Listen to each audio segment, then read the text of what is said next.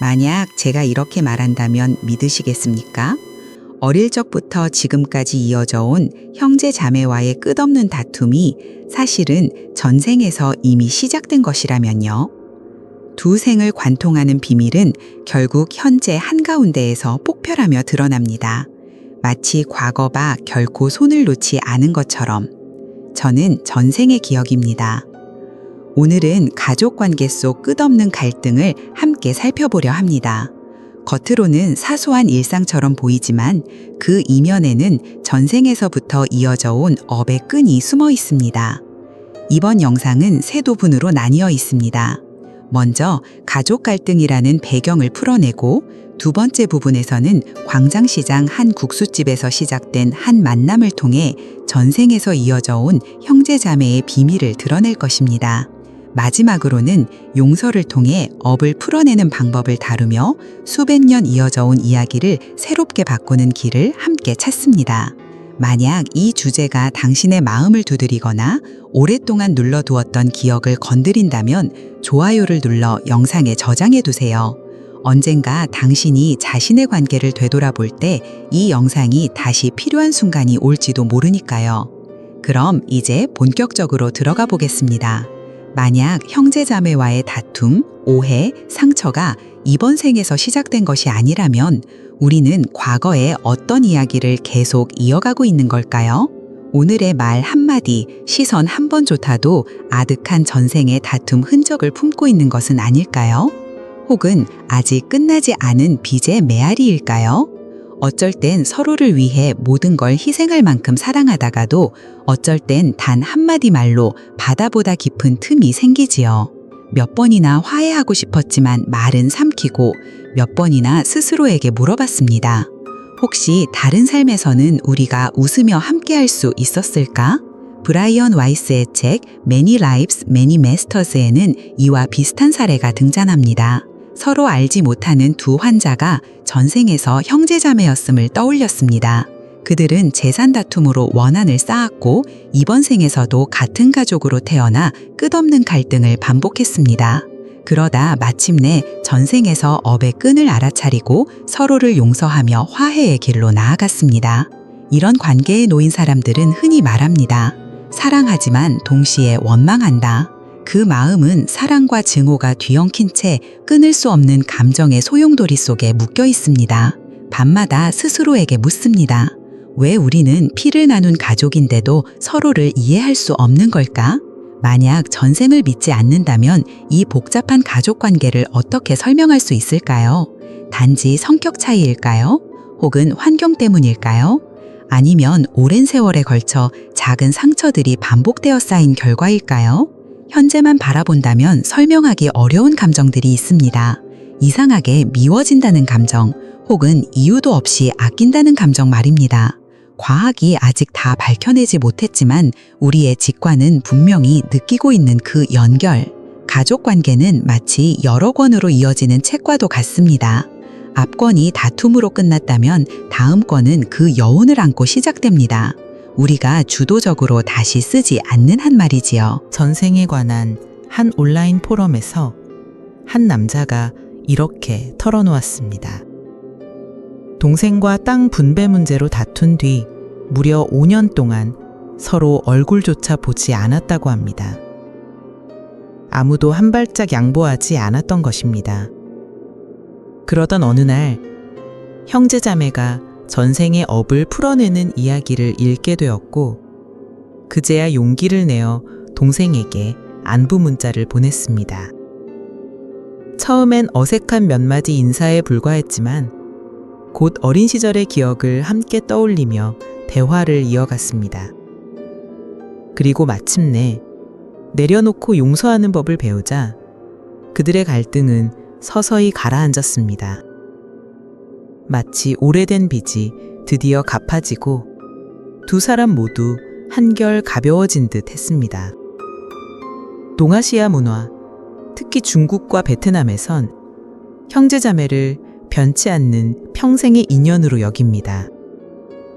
중국 가풍 속에는 혈통은 신성한 끈이라는 믿음이 있고 베트남에는 피는 물보다 진하다라는 속담이 있습니다.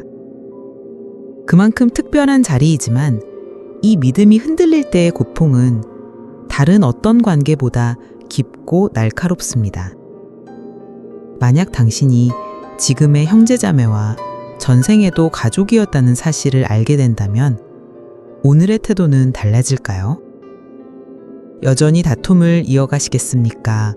아니면 오래된 이야기를 마무리하고 새로운 장을 열겠습니까?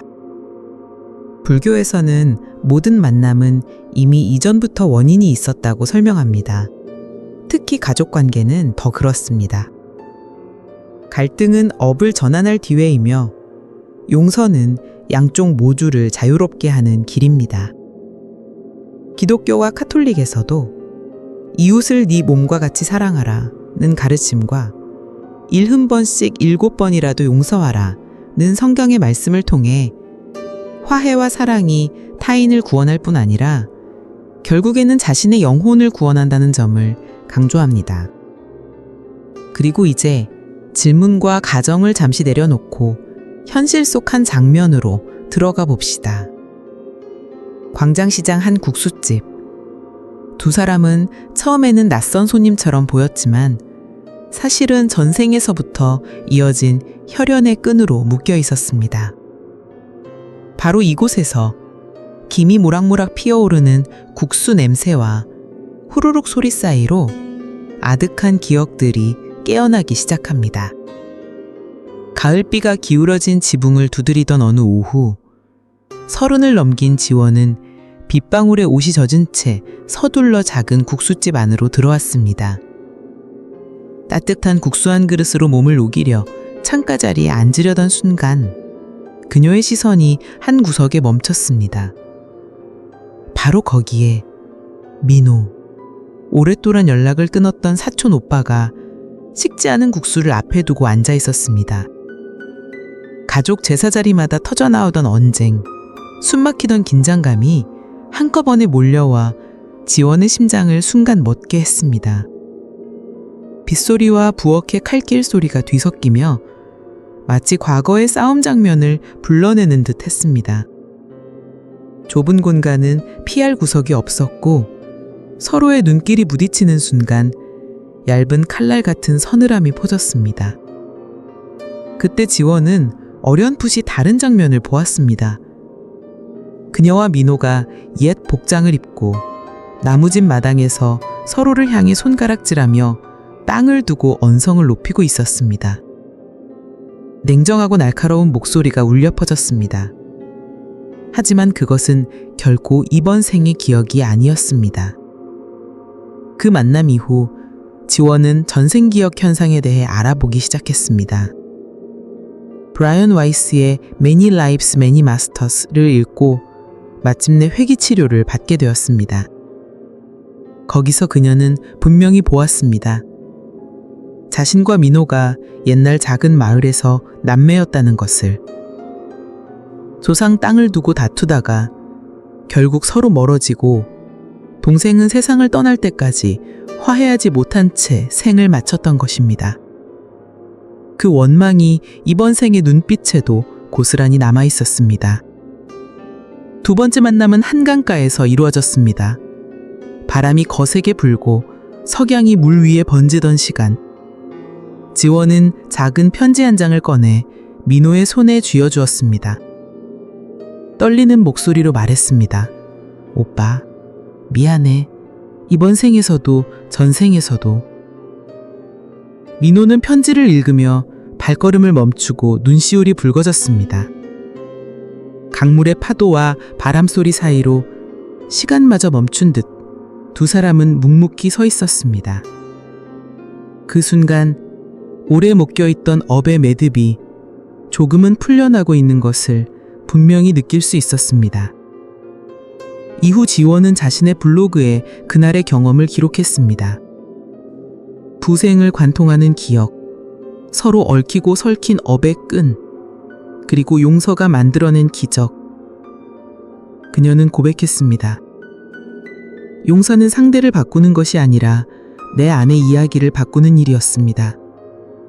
그리고 그것은 수백 년 이어져 온 이야기를 새롭게 쓸 수 있게 해주었습니다. 지원과 민호의 이야기는 수많은 전생과 현생을 관통하는 가족 관계 중 아주 작은 한 장면일 뿐입니다.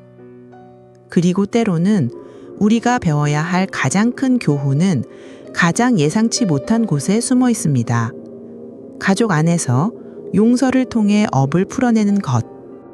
만약 용서가 정말로 업을 푸는 열쇠라면 왜 우리는 망설일까요? 용서하면 관계에서의 우위를 잃을까 두려운 걸까요? 아니면 상처가 너무 깊어 건드리기만 해도 아픈 탓일까요? 혹은 어느 날 그 사람이 세상에 없게 되었을 때 아직 용서하지 못한 자신을 후회하게 될까 두려운 걸까요? 브라이언 와이스의 Only Love is Real에는 한 환자의 이야기가 나옵니다. 그는 전생에서 동생과 깊은 원한을 품었습니다. 이번 생에서도 여전히 형제로 태어나 부딪히고 원망을 이어갔습니다. 그러다 회귀치료 중 홀로 쓸쓸히 세상을 떠나는 동생의 모습을 보며 뒤늦은 용서가 얼마나 깊은 아픔이 되는지를 깨달았습니다. 용서하지 못한 채 남겨진 이들은 종종 고백합니다. 그 후회와 죄책감이 평생 마음을 짓눌렀다고. 회상할 때마다 보이지 않는 끈이 과거로 그들을 끌어당기고 가슴을 옥죄었다고. 그렇다면 용서란 모든 것을 다 받아들이는 것일까요? 아니면 거리를 유지하되 원망만 내려놓는 걸까요? 만약 침묵을 택한다면 상처는 진정으로 치유될까요? 아니면 단지 덮어둔 채 다시 피 흘리게 될 뿐일까요? 용서는 상대를 위한 걸까요? 아니면 결국 나 자신에게 건네는 해방의 선물일까요? 그리고 만약 용서는 했지만 잊지 못한다면 그것은 여전히 온전한 용서일까요? 원한은 불덩이를 움켜쥔 손과 같습니다. 잡고 있을수록 손은 더 타들어갑니다. 놓는 순간 비로소 가벼워집니다. 돌을 가득 싣고 있던 배가 짐을 던져버릴 때야 다시 뜨고 나아갈 수 있는 것처럼 용서는 과거를 부정하는 것이 아니라 그 무게를 내려놓고 다시 걸음을 옮기게 하는 힘입니다. 한 독자는 이렇게 말했습니다. 집 문제로 10년 동안 누나와 말도 섞지 않았습니다. 그러다 편지 한 장을 썼습니다. 그날 이후 이긴 사람도 진 사람도 없었습니다.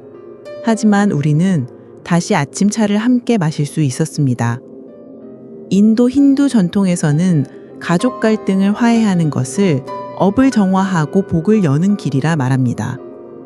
유대교 문화에는 참회의 날 욤키푸르가 있어 용서를 통해 관계를 회복하는 것을 삶의 중요한 위신으로 삼습니다. 아프리카 토종 문화에서는 공동체 대화의 원을 만들어 갈등을 풀고 서로의 마음을 들어주며 치유합니다. 만약 내일이 그 사람을 볼 수 있는 마지막 날이라면 당신은 모든 원망을 내려놓을 수 있겠습니까? 불교는 말합니다. 용서는 상대뿐 아니라 나 자신도 자유롭게 한다고. 기독교도 말합니다. 70번씩 7번이라도 용서하라. 그것은 숫자의 제한이 아니라 사랑과 자비는 결코 마르지 않는다는 메시지입니다.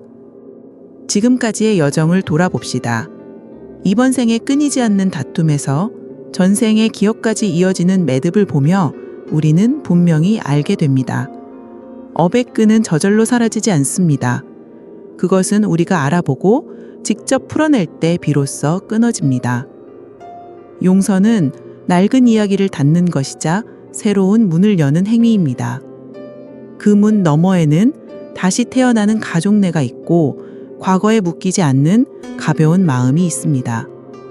오늘의 이야기가 당신 마음 깊은 곳을 건드렸다면 한 번쯤 생각해 보시길 바랍니다. 아직 매듭진 채 남아있는 관계는 없는지, 어쩌면 문자 한 통이나 편지 한 장이 치유의 시작이 될지도 모릅니다. 그리고 이 영상을 나중에 다시 보고 싶으시다면 좋아요를 눌러 저장해 두세요. 그것이 당신 마음을 열 열쇠가 될 수도 있습니다. 댓글에 당신의 감정이나 이야기를 남겨주세요. 당신의 한마디가 누군가에게 용기를 줄 수 있으니까요. 다음 편에서 다시 뵙겠습니다. 터널 끝의 빛. 저 세상의 초대인가? 죽음 직전의 환영인가? 오늘도 함께 해주셔서 감사합니다.